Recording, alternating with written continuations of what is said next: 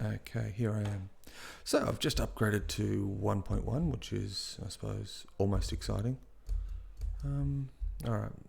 So last time I was talking about passwords, but I also mentioned accounts.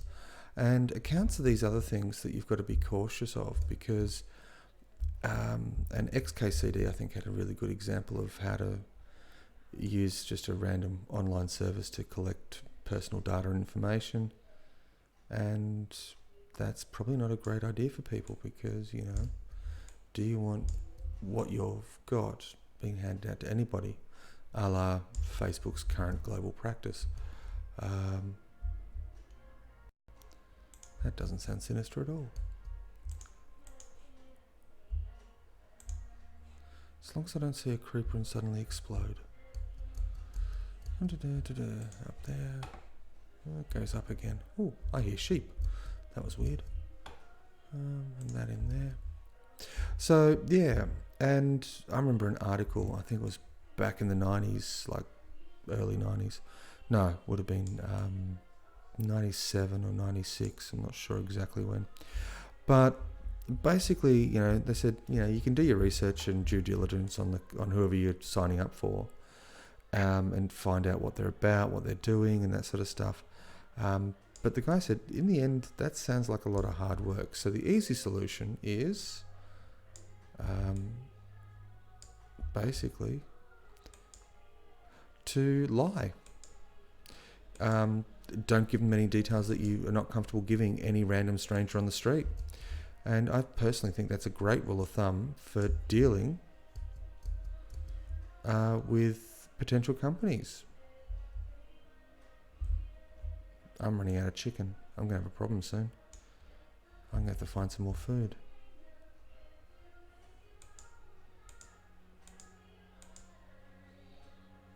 Alright. Yeah, so, in terms of password security, do you trust this organization? That's a really simple concept. And it's one worth thinking about in what do you give these organizations of personal information about yourself. On a similar vein, using services such as Google is, again, an interesting conundrum because you want to make use of their search engine capabilities, but you don't want that, multitude of tracking data to be recorded about you. So how do you deal with it? And there's a great online tool, actually, which is basically destroy your Google history. And instead of just finding ways to delete it because Google will record it anyway, what you end up doing is basically recording a whole bunch of garbage for your Google entry. So it's a bit of JavaScript. It runs on a web page. And what it does is it starts throwing together random words to make your search history nonsensical. So that even though Google has a search history that's associated with you, it really is not going to be much good for them.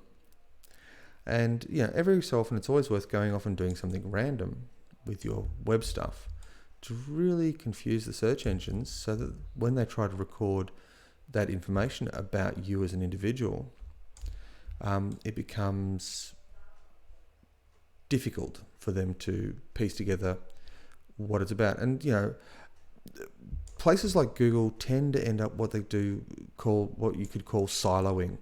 They build up a profile and they say, this is this type of person that does this stuff. And if you think about it, what you're into as a person, say 5 years ago, is different to what you're into now. And people change, they grow, they evolve, they learn from their experiences. And the problem with algorithms is they don't really take that into account. I'm pretty certain they do in a part, I reckon, but I've got no proof to say yay or nay on what they're doing. Oops, there goes another pick. But what is... Sorry, lost train of thought there. That looks like a bouncy dead thing, and I need to go through this wall. All right, so I'm going to pop a hole. That's where I'll end up going. Oh. And in here somewhere, I've only got 6 torches left. Oh, hello. Yeah. So much for trying to find diamonds. Yeah, so everybody has this sort of digital profile that's built up on who they are, what they're into, and that sort of stuff. So you've got to find ways to either confuse the algorithms or accept the truth that it will be what it is and that there will be information recorded about you. No, I need to turn back and get some more supplies, I think. So, and in that sort of vein, I think that's important. And that's pretty much it, me done. I might just finish mining out this little bit of coal, and then I'm going to head sort of back to my staging point to set up a little bit of a base camp, to use a mountaineering term. Mind you, I'm not going to be climbing Everest with all this sort of stuff. I'm more going the other direction. So, yeah. Oh God, this mining stuff is so exciting. Oops. Done. I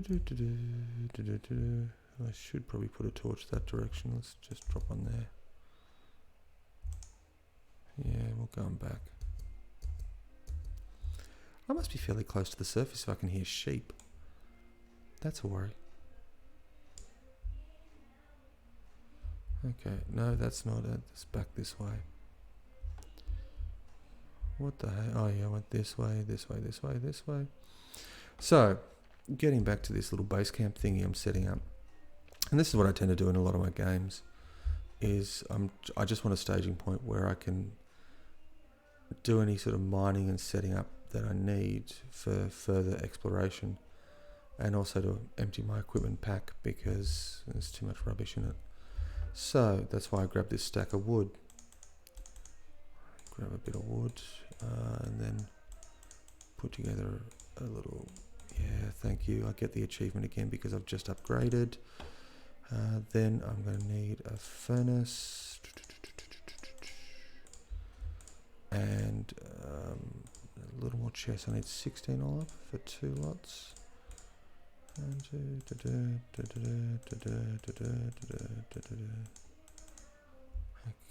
and I'm probably going to need, and I've got one more of those. I've got 2 picks. Not really using the spades at the moment. Okay, mumbling to myself, this is great. Sounds like great television. And this is the voice for radio. Alright. So that's there. That's going to be acting as my base station. And I'm going to cut it here before I go on. So, I'll see you next time.